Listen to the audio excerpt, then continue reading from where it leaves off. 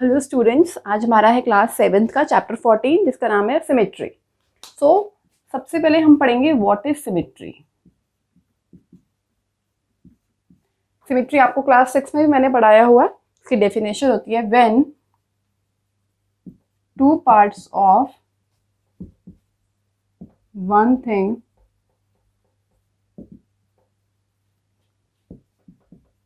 Are exactly equal. What does it mean? किसी भी एक चीज के जब दो पार्ट एग्जैक्टली इक्वल होंगे तो उसे हम बोलते हैं सिमेट्री। कैसे? अगर मैंने कोई रेक्टेंगल शेप का कोई ऑब्जेक्ट बनाया है, इसको अगर मैं यहां से बीच में से कट कर दूं तो इसके दो पार्ट हो गए, एक ये वाला और एक ये वाला। अब आप देख सकते हो कि इसका ये वाला पार्ट एग्जैक्टली इससे मैच कर रहा है। ठीक है, जैसा ये है वैसा ही ये है, तो इसका मतलब ये जो रेक्टेंगल था ये सिमेट्रिकल है। और इस डेफिनेशन को बोलते हैं, डेफिनेशन वाइज ये है सिमेट्री। और जब कोई ऑब्जेक्ट की बात करते हैं तो उसको हम बोलते हैं सिमेट्रिकल। जो ऑब्जेक्ट है वो सिमेट्रिकल है। ठीक है, मैं आपको अगर इस तरीके की कोई शेप बना के दिखाऊं, लाइक जिसमें कोई स्माइली है इस तरीके से, तो अगर मैं इसको इस लाइन से इस शेप को दो पार्ट्स में डिवाइड कर देती हूँ तो यू कैन सी क्लियरली कि this part and this part is exactly equal. ठीक है, सेम है, इक्वल कह सकते हैं या सेम कह सकते हैं। अगर मैं अपने दोनों हाथ की बात करूं तो मेरे दोनों हाथ भी क्या हैं? They are symmetrical. अगर मैं इनको ज्वाइन करती हूँ ऐसे तो दे आर सिमेट्रिकल, क्योंकि ये ओवरलैप हो रहे हैं आपस में। या फिर आप ओवरलैप से भी देख सकते हैं, जैसे कि आपने ये वाली शेप का कोई पेपर लिया, कोई भी एक शीट ली जिसकी रेक्टेंगल शेप की, जो रेक्टेंगल शेप में है, तो आप उस शीट को ना बीच में से ऐसे एक लाइन ड्रॉ करके उस शीट को ओवरलैप करने की कोशिश करो। सपोज मानो कि ये कोई शीट है, मैंने बीच में से यहाँ से इसको फोल्ड किया, इस लाइन से मैं इसको फोल्ड कर रही हूँ, तो आप क्या देखोगे, जब मैं ये वाला पार्ट इसके ऊपर फोल्ड करूंगी तो जो ये वाला पॉइंट है, ये वाला पॉइंट वो इससे मैच करेगा और जो ये वाला पॉइंट है वो इससे मैच करेगा।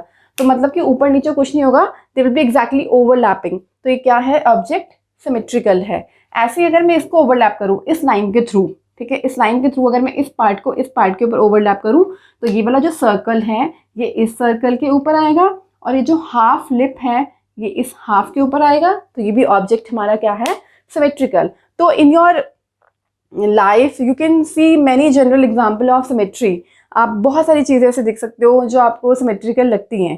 ठीक है, अब आपको सबसे इम्पॉर्टेंट चीज़ में जो याद रखनी है वो ये है कि जिस लाइन से हम उस ऑब्जेक्ट को डिवाइड करते हैं ना, जिससे वो सिमेट्रिकल बनता है, उस लाइन को, जैसे ये लाइन है, इसमें मैं इस लाइन को बोल रही हूँ, इस लाइन को बोलते हैं लाइन ऑफ सिमेट्री। ओके, अब देखो ये तो हो गया लाइन ऑफ सिमेट्री। अब ऐसा ज़रूरी नहीं है कि किसी भी ऑब्जेक्ट को हम एक ही तरीके से या एक ही लाइन ऑफ सिमेट्री से डिवाइड कर सकते हैं। There can be so many line of symmetry. इसी ऑब्जेक्ट को अगर मैं किसी और तरीके से डिवाइड करूं तो तब भी ये ऑब्जेक्ट सिमेट्रिकल ही बनेगा। तो शेप्स में क्या होता है, किसी में वन लाइन ऑफ सिमेट्री होती है, किसी में टू लाइन ऑफ सिमेट्री होती है। जैसे मैं आपको रेक्टेंगल का ही अगर मैं एग्जाम्पल दूं, ये मैंने बनाया rectangle. Okay, this in rectangle, clear. अब देखो, पहले मैंने इसकी वर्टिकल लाइन से इसको डिवाइड किया था अब मैं अगर इसको हॉरिजॉन्टल लाइन से डिवाइड करती हूँ इस तरीके से, तो भी you can see this part, the two parts, the upper part and the lower part, they both are identical. क्योंकि अगर मैं इसको इस लाइन के थ्रू अगर इस वाले पार्ट को इस पार्ट के ऊपर ओवरलैप करूंगी तो आप देखोगे कि ये वाला पॉइंट यहाँ आएगा एंड ये वाला पॉइंट यहाँ आएगा, तो भी ये क्या होंगे? हमारे आइडेंटिकल होंगे, बिल्कुल सेम, ओवरलैप, एग्जैक्टली ओवरलैप हो जाएंगे। तो देखो रेक्टेंगल में हमने क्या देखा? The possible ways to make a object symmetrical is two. एक ये लाइन ऑफ सिमेट्री है और एक ये लाइन ऑफ सिमेट्री है। तो आप कह सकते हो कि हमारा जो रेक्टेंगल है उसमें आपको क्वेश्चन ऐसे भी आते हैं कि रेक्टेंगल में how many lines of symmetry is there, circle में how many lines of symmetry is there. तो आप कह सकते हो कि रेक्टेंगल में there are two line of symmetry. ठीक है, तो this was all about the symmetry.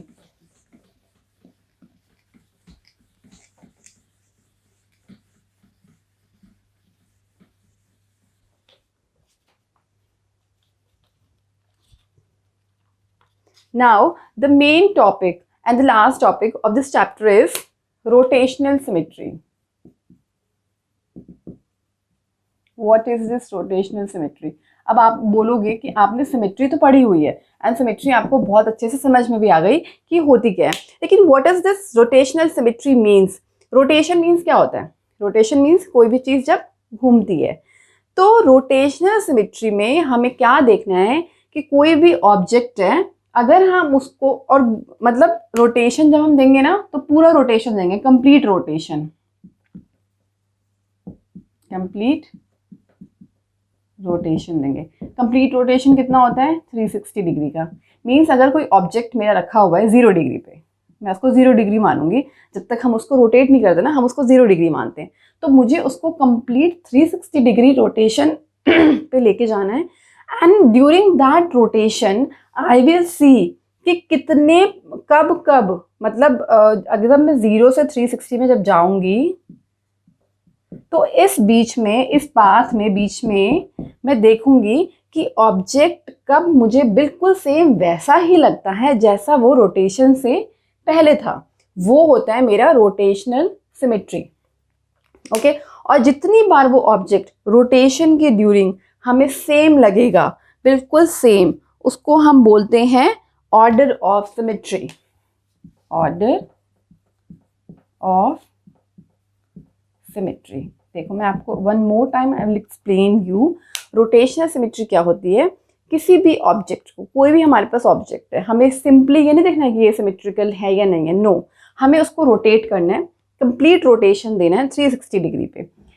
तो हमें ये देखना है जब वो 0 डिग्री पे था, मीन्स जब वो नॉर्मल पोजीशन में था, रोटेशन में नहीं था, तब से लेकर, और जब हमने उसको पूरा 360 डिग्री रोटेट करा, उस पूरी जर्नी के ड्यूरिंग हमें ऑब्जेक्ट कब वैसा ही लगा जैसा वो एग्जैक्टली शेप, साइज, पोजीशंस कब सेम ऐसी लगी जब वो 0 डिग्री पे था। ठीक है, तो उसको हम बोलते हैं रोटेट। अगर वो हमें जितनी बार वो हमें लगता है वो, उसको हम बोलते हैं ऑर्डर ऑफ सिमेट्री। अगर हमें ऐसा लगेगा कि पूरी जर्नी के ड्यूरिंग हमें एक ही बार ऐसा लगा कि वो रोटेट होने के टाइम पे भी सेम ही वैसा है जैसे वो 0 डिग्री पे था, तो हम लिखेंगे order of symmetry is 1। I will explain you with an example. Suppose मैं इस डस्टर का एग्जाम्पल लेती हूँ, क्योंकि हम जनरल लाइफ एग्जाम्पल जब लेते हैं ना तो ज़्यादा समझ में आता है। मैंने ये डस्टर लिया, ओके। इस डस्टर की जो शेप है ना वो है, this is rectangular shape, this is in rectangular shape. ठीक है, अभी ये 0 डिग्री पे, मैंने इसको रोटेट नहीं करा। 360 डिग्री, ऐसे नहीं कि हम पूरा 360 डिग्री एकदम रोटेट कर देंगे, पहले हम उसको 90 डिग्री रोटेट करेंगे, देन 180 डिग्री रोटेट करेंगे, देन 270 डिग्री रोटेट करेंगे, देन पूरा 360 डिग्री रोटेट करेंगे। अब सोचो कि ये हमारा जो है ऐसे था, इस तरीके से हमारा डस्टर था। अब मैंने इसको 90 डिग्री ऐसे रोटेट करा। ठीक है, तो जब मैंने इसको 90 डिग्री रोटेट करा तो देखो इसकी शेप क्या हो गई। आप क्या देख रहे हो? इसकी शेप हो गई ऐसे। ठीक है, ये बिल्कुल डिफरेंट लग रहा है। अब ये बिल्कुल भी ऐसा नहीं लग रहा है। अब हम आते हैं 180 डिग्री पे। ये कैसे था? ऐसे 180 डिग्री पे वन मोर 90 डिग्री रोटेशन दे दिया, तो अब ये कैसा हो गया? Now it will be look like this. ठीक है, अब हमने इसको दिया 270 डिग्री रोटेशन। ये ऐसा था, अब ये इस तरीके से आएगा।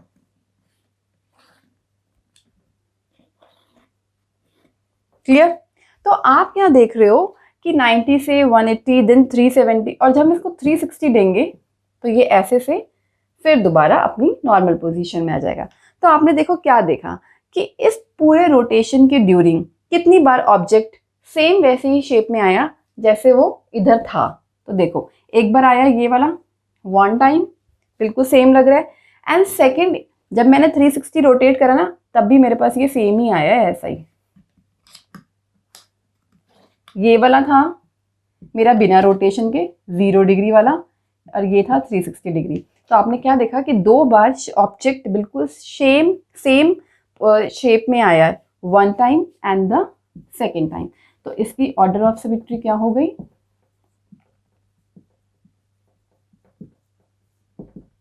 2 टाइम्स हुआ है, क्योंकि अब देखो एक तो होता है ऑर्डर ऑफ सिमेट्री और एक होता है angle of rotation. one more term is angle of rotation. Angle of rotation क्या होता है? एंगल ऑफ रोटेशन आपके पास होता है कि कितने डिग्री एंगल पे, जब वो फर्स्ट टाइम हमारा सेम शेप में आया था, वो कितने डिग्री एंगल पे आया था। तो आपने क्या देखा, जब यहाँ से वो पहली बार यहाँ पे आया था सेम में, तो ये कितना है एंगल? 90 + 90 180। तो इसका एंगल ऑफ रोटेशन कितना हो जाएगा? 180। मीन्स ये यहाँ से इस तरीके से पहले 90 आया, देन 90, तो 180 हुआ। 180 डिग्री रोटेशन पे ये हमारा सेम आया था, अगेन 180 पे ही आया है, ऐसे था 90 180। तो 180 इसका क्या हो जाएगा? Angle of rotation. Clear? This was all about the rotational symmetry. I will give you one more example.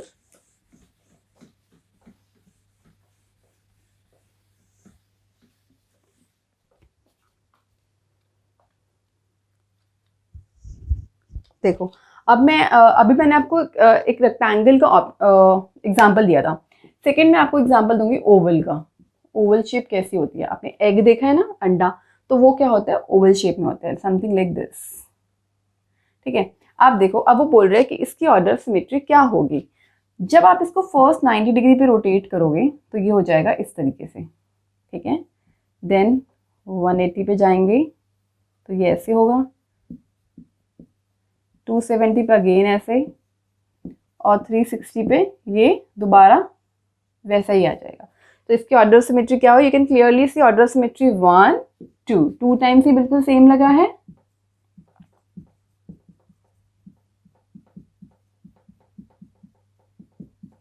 So the order of symmetry will be 2. Now I will give you one more example. इसमें angle of rotation कितना होगा? 180 degree, same. ठीक है, angle of rotation भी आपको साथ साथ में करते रहना है। अब देखिए, मैं अगर आपको थर्ड एग्जाम्पल स्क्वायर का देती हूँ।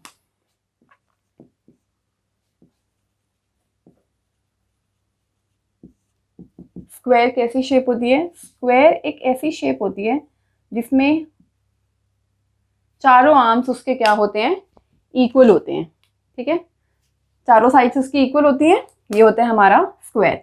अब वो बोल रहे हैं कि स्क्वायर में आपको क्या बताना है? ऑर्डर ऑफ सिमेट्री बतानी है। अब देखो, स्क्वायर को आप क्या करोगे? जब आप 90 डिग्री रोटेट करोगे ना स्क्वायर को, तब भी वो आपको सेम ही लगेगा। कैसे? सपोज ये आपका कोई पी पॉइंट था यहाँ पे। ठीक है, ये पी पॉइंट था, जब आपने 90 डिग्री इसको रोटेट करा तो आप समझ रहे हो कैसे आ गया? मतलब ये पी ऐसे घूमेगा और ये पी यहाँ आ जाएगा। दिखने में ये बिल्कुल सेम लग रहा है, बस आपका पॉइंट शिफ्ट हुआ है। अगेन 180 डिग्री पे ये जो पॉइंट है मेरा, यहाँ शिफ्ट हो जाएगा। 270 पे ये पॉइंट यहाँ शिफ्ट हो जाएगा, और 360 पे अगेन ये पॉइंट यहीं पे ही आ जाएगा। तो आप क्या देख रहे हो? सिर्फ पॉइंट शिफ्ट हो रहे हैं आपकी किसी पोजीशन में। आप देख रहे हो कि सारे के सारे पार्ट्स आपके अभी भी इक्वल लग रहे हैं। नो मैटर कितने मर्जी आपके रोटेशन हो गए, लेकिन आपके सारे पार्ट सेम लग रहे हैं। तो यहाँ पे ऑर्डर ऑफ सिमेट्री क्या होगा?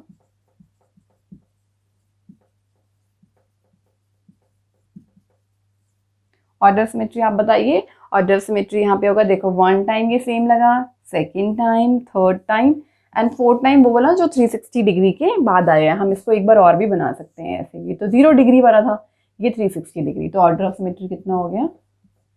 4। ओके, तो ये था हमारा स्क्वायर का एग्जाम्पल जिसमें ऑर्डर ऑफ सिमेट्री क्या है? 4 है। Now we will solve some examples from the text book.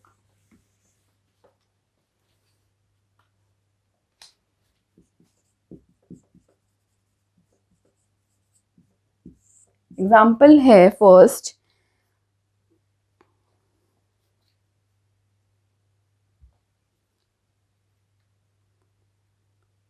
find the axis of symmetry for the following.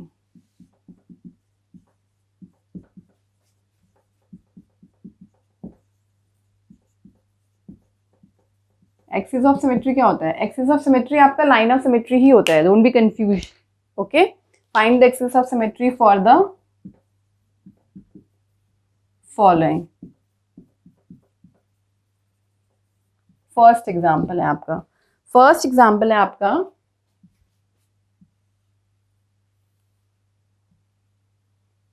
ये आपके दो सर्कल बने हुए हैं, ठीक है, दो होल हैं, इसको सर्कल, इसको होल बोलो, ठीक है। ये दो होल हैं आपके और ये आपकी कोई शेप है, इसमें आपको क्या बताना है? सिमेट्रिकल एक्सिस ऑफ सिमेट्री बनानी है। एक्सिस ऑफ सिमेट्री मींस हम इस फिगर को ऐसी किस लाइन से डिवाइड करें इस फिगर को कि ये जो फिगर है ये सिमेट्रिकल रहे। मींस जब उसके वो जो दो पार्ट होंगे after dividing with the line, वो दो पार्ट एग्जैक्टली ओवरलैप होंगे। देखो पहले हम ट्राई करते हैं ये डायगोनल वाला। देखो जब डायगोनल से आप इस लाइन, डायगोनल की लाइन से आप डिवाइड करोगे ना इस फिगर को, तो this will not be identical, this will not be symmetrical. देखो कैसे, ये दोनों पार्ट आपको आइडेंटिकल अभी तो लग रहे हैं, लेकिन जब आप इसको, आप ये सोचो कि हमने इस पूरी शेप को इस लाइन से डिवाइड करा, तो क्या ये वाला पार्ट और ये वाला पार्ट आपको अभी भी इक्वल लग रहा है? नो, क्योंकि जब हम इस वाले पार्ट को इसके ऊपर ओवरलैप करेंगे तो ये जो मेरा सर्कल है यहाँ कहीं आ जाएगा, आएगा, ठीक है। और इसके पहले तो कोई सर्कल है नहीं और ये यहीं पे रहेगा। अगर मैं इस वाले पार्ट को यहाँ लेके जाती हूँ तो ये सर्कल इसके ऊपर तो नहीं आएगा, ये सर्कल यहाँ कहीं आएगा। लेकिन हमें इस तरीके से करना है कि सर्कल के ऊपर सर्कल ही आए, तो this is not the way. अब देखो सेकेंड तरीका है कि मैं इसको दूसरे तरीके से डायगोनल से डिवाइड करूँ। अब मैं इसके दो पार्ट देखती हूँ, ये वाला और ये वाला। अगर मैं इस वाले पार्ट को इस पार्ट से ओवरलैप कराती हूँ तो सर्कल के ऊपर सर्कल नहीं आएगा, क्योंकि ये जो सर्कल है मीन्स होल है वो यहाँ कहीं आ जाएगा। तो this is also not the right वे। अब देखो अगर मैं इसको इस तरीके से डिवाइड करती हूँ, सी दिस वर्टिकल लाइन से, तो आप क्या देखोगे कि दिस इज द राइट वे, क्योंकि जब मैं इस पार्ट को इस पार्ट के ऊपर ओवरलैप करूंगी तो ये सर्कल एग्जैक्टली इसके ऊपर क्या आ जाएगा। तो this is the axis of symmetry. Okay, और दूसरा तरीका और भी हो सकता है, एक और तरीका, अगर मैं इसको ऐसे डिवाइड करती हूँ इस तरीके से, तो भी ये सेम होंगे। कैसे? देखो जब मैं इस पार्ट को इस पार्ट के ऊपर ओवरलैप कराऊंगी तो ये पॉइंट इस पॉइंट पे आएगा, ये पॉइंट एग्जैक्टली इस पॉइंट पे आएगा, हाफ सर्कल के ऊपर आएगा, and this half circle comes over this half circle. तो there are two ways to make this object symmetrical. So the axis of symmetry is this, number 1, and the axis of symmetry is this, number 2. Okay, so this was the axis of symmetry. Now let's move to the next figure.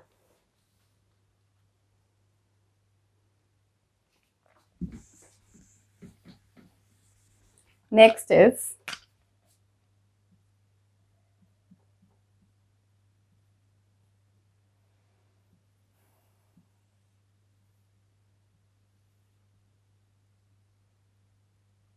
This is the figure. Okay, अब आप इसको देख सकते हो। देखो इस तरीके से तो हम इसको डिवाइड कर नहीं सकते क्योंकि यहाँ दो होल हैं, यहाँ है ही नहीं, ठीक है, तो ओवरलैपिंग इज नॉट पॉसिबल। अगर मैं इसको इस तरीके से डिवाइड करूँ then again will not be possible, this will not be the axis of symmetry, क्योंकि अगर मैं इस पार्ट को इसके ऊपर करूँगी तो यहाँ दो सर्कल हैं लेकिन यहाँ नहीं है। बट अगर मैं इसको इस डायगोनल से करती हूँ तो आप क्या देखोगे कि जब मैं इस पार्ट को इस पार्ट के ऊपर ओवरलैप कराऊंगी तो this point will meet this point and this circle will come over this circle. So this is the right way, this is the axis of symmetry. Now let's move to the next figure.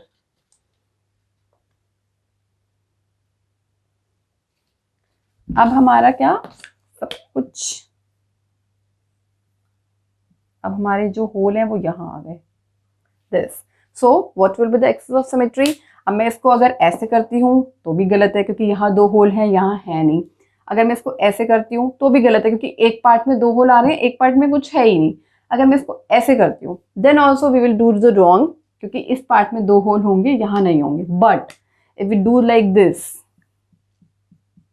तो the object will be symmetrical with this axis of symmetry, क्योंकि जब मैं इस part को यहाँ पे overlap करूंगी तो this point will meet this point, ये वाला पॉइंट इस पॉइंट पे, और ये वाला सर्कल इस सर्कल के ऊपर आएगा. So this is the right way. Okay, let's move to the next figure.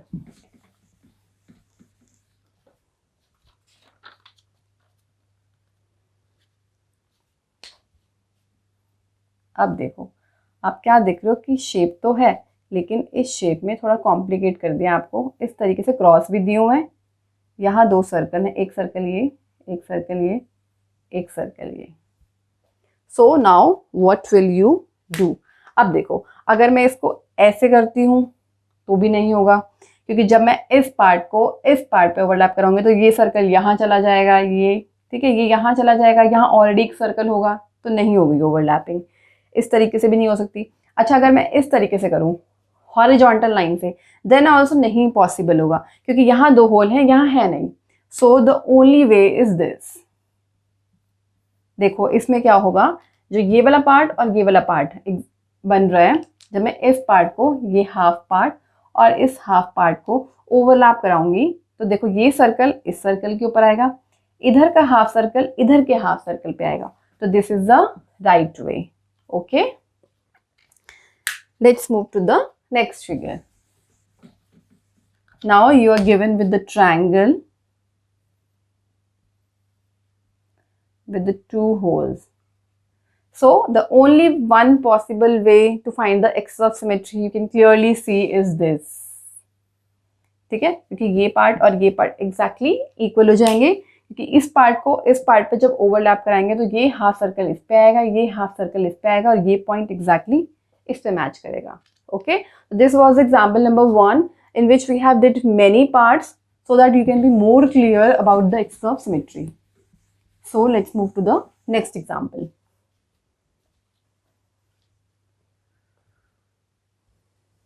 अब इसमें आपको रोटेशनल सिमेट्री, सेकंड एग्जांपल है which figure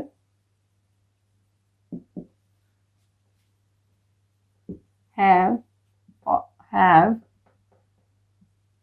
order of symmetry, which figure have more than one order of symmetry.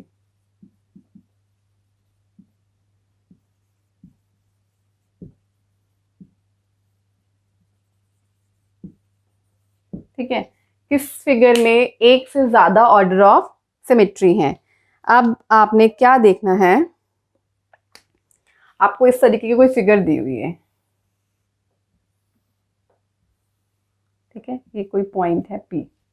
आपको इसमें बताना है कितने order of symmetry है और किसमें मोर देन 1 ऑर्डर ऑफ सिमेट्री है. देखो, आप इसमें 90 डिग्री रोटेट करती हूँ, 90 डिग्री रोटेट करने पे ये देखो मुझे सेम सर्कल का सर्कल ही मिलेगा, क्योंकि सर्कल हमेशा सर्कल ही रहता है, उसको कितना भी रोटेट कर लो. बट अगर ये खाली सर्कल होता ना तो बात अलग थी. यहाँ पे आपको क्रॉस भी दिया हुआ है, सो आपको देखना है अब क्या ये सर्कल की तरह ही बिहेव करेगा. 90 डिग्री पे देखो क्रॉस में पॉइंट यहाँ शिफ्ट हो जाएगा, इस तरीके से हमने रोटेट करा 90 डिग्री, ठीक है, तो पॉइंट P यहाँ शिफ्ट हो जाएगा, नेक्स्ट पॉइंट P यहाँ शिफ्ट हो जाएगा. तो 180 डिग्री जब हम रोटेट करेंगे तो आपका जो पॉइंट है वो कहाँ शिफ्ट हो जाएगा, हेयर ओनली. 270 डिग्री जब हम रोटेट करेंगे तो आपका पॉइंट शिफ्ट हो जाएगा यहाँ, और जब मैं 360 डिग्री कंप्लीट रोटेशन करती हूँ तो आपका पॉइंट कहाँ शिफ्ट हो जाएगा, हेयर.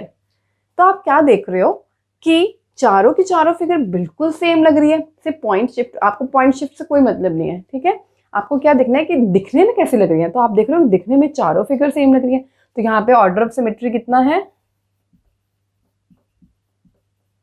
4. तो is it more than 1? Yes, आपने लिखा है this figure has more than 1 order of symmetry. Now let's move to the next figure.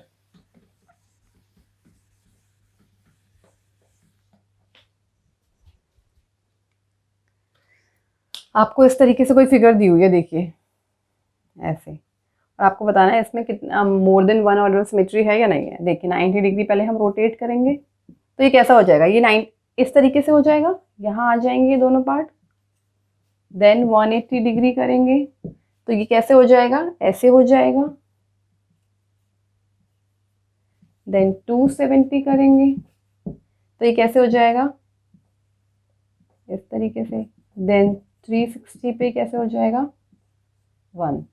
तो आप क्या देख रहे हो, ये कितनी बार सेम पोजीशन पे आया है, कितनी बार। तो आपने क्या देखा कि ये तो ना यहाँ पे आया, ना यहाँ पे सेम आया, ना यहाँ पे सेम आया, सिर्फ 360 डिग्री पे जब हमने इसका कंप्लीट रोटेशन दिया है तो ये सेम लग रहा है। तो इसका ऑर्डर ऑफ सिमेट्री कितना है, 1।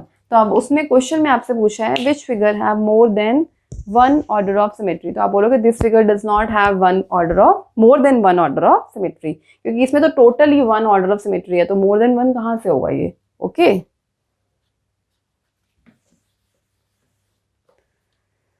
Now one more example.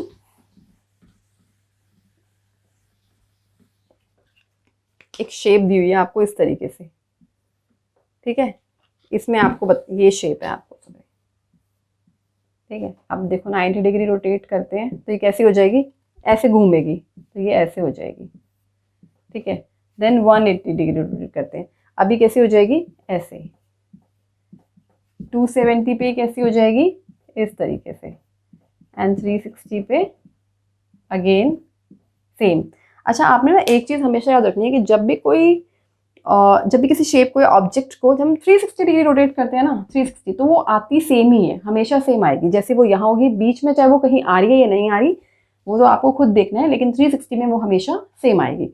तो इसमें देखो कितनी बार ऐसा हुआ है कि जो शेप है वो साइज, शेप, सब कुछ वो दिखने में बिल्कुल सेम लग रहा है। तो ये हमारी शेप थी, 1 टाइम ही बिल्कुल यहाँ पे सेम लगा है, एंड देन सेकेंड। तो इसका ऑर्डर ऑफ सिमेट्री कितना हो जाएगा, 2।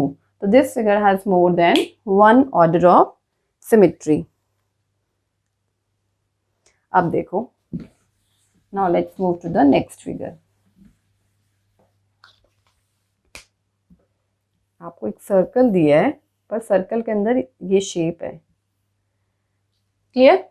अब देखो ये 90 डिग्री मैंने इसको पहले रोटेट करा, मतलब फर्स्ट रोटेशन जब हमने दिया, ज़रूरी नहीं है कि सब में ये 90 डिग्री ही होता है, ठीक है। अब देखो जब मैं इसको रोटेट करूँगी ना, तो आप देख रहे हो कि ये पार्ट यहाँ, ये यहाँ चला जाएगा और ये यहाँ।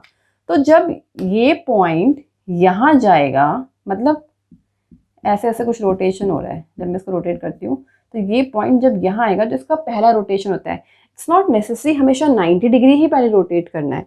इसका फर्स्ट रोटेशन कहाँ आएगा, यहाँ। तो इसका फर्स्ट रोटेशन आप क्या देख रहे हो, ये ना तो 90 डिग्री है और ना ये 180 है, क्योंकि 180 क्या होता है, 180 डिग्री रोटेशन ये होता है, ठीक है। यहाँ पे क्या है ये, तो ये कितना है, 120 डिग्री। तो पहले जब हमने इसको 120 डिग्री रोटेट करा तो आपने क्या देखा होगा कि सपोज ये कोई मैंने पॉइंट पी ले लिया, तो ये पॉइंट पी कहाँ आ गया, यहाँ आ गया, बाकी सब सेम रहा है। कैसे, ये पॉइंट यहाँ आ गया, ये यहाँ शिफ्ट हो गया और ये यहाँ। अगेन जब नेक्स्ट रोटेशन हमने इसको दिया तो ये पॉइंट यहाँ शिफ्ट हो गया, एंड नेक्स्ट रोटेशन में ये पॉइंट यहाँ शिफ्ट हो गया। तो आप पॉइंट तो मैंने देखा, मैंने बोला था पॉइंट तो आपको मैटर नहीं करना, आपको दिखने में कैसा सेम लग रहा है। तो मैंने जो शुरुआत की थी वो यहाँ से की थी, तो ये इसका ऑर्डर ऑफ सिमेट्री कितना होगा, ये फर्स्ट टाइम बिल्कुल सेम लगा, सेकेंड सेम लगा, थर्ड भी सेम लगा, तो इसका ऑर्डर ऑफ सिमेट्री कितना होगा, 3। Order of symmetry 3। अच्छा मैंने आपको एक चीज़ बताई थी स्टार्टिंग में, एंगल ऑफ रोटेशन। इसका एंगल ऑफ रोटेशन क्या होगा, एंगल ऑफ रोटेशन वो एंगल होता है कि कितने एंगल पे वो जो ऑब्जेक्ट है वो मुझे बिल्कुल सेम लगा है। तो देखो जब मैंने फर्स्ट टाइम मुझे सेम लग गया, यहाँ से यहाँ पे मुझे सेम लगा है, तो कितने रोटेशन पे सेम लगा था मुझे, 120। तो इसका एंगल ऑफ रोटेशन कितना होगा,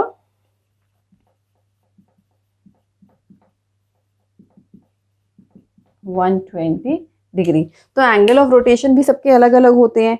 ऐसा नहीं है कि जैसे कि मैं आपको बोलूँ कि एक इक्विलेटरल ट्रायंगल का मैं आपको एग्जांपल देती हूँ, उसमें भी हमारा जो एंगल ऑफ रोटेशन होता है ना, वो हमारा 120 डिग्री ही होता है, ठीक है। जैसे मैं एक इक्विलेटर का एग्जांपल आपको दूँ,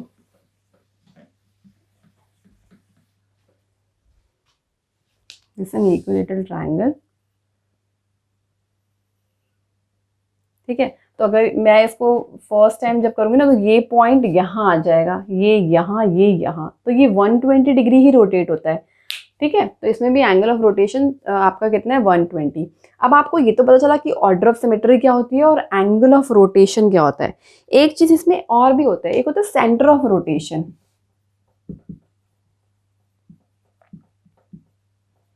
सेंटर ऑफ रोटेशन होता है किस सेंटर के, मतलब उसका सेंटर क्या है। जैसे अगर मैं रेक्टेंगल बोलूं तो डायगोनल का इंटरसेक्शन पॉइंट क्या होता है, सेंटर ऑफ। अगर मैं स्क्वायर बोलूं तो भी डायगोनल का ही इंटरसेक्शन पॉइंट। अगर मैं इक्विलेटरल ट्रायंगल बोल रही हूँ, ट्रायंगल, तो उसका सेंटर ऑफ रोटेशन क्या होता है, मीडियन का इंटरसेक्शन पॉइंट। पहले आपको मीडियन बनाना है, वर्टेक्स से ऑपोजिट लाइन पे उसके मिड पॉइंट पे मीट कराना है, ठीक है। तो ये होगा इसका centre of rotation. This is the centre of rotation, और इस एंगल पे ये रोटेट करेगा हमेशा 120 डिग्री पे। तो इसका सेंटर ऑफ रोटेशन इज, अगर P है तो बोलूँगी centre of rotation is P, angle of rotation is 120, और order of symmetry is 3। Okay, so this was the last example of this chapter. I hope you are cleared with your doubts. आपको आगे कोई भी examples होंगे तो आपको करने में बहुत ईजी रहेगा। Thank you for watching the video.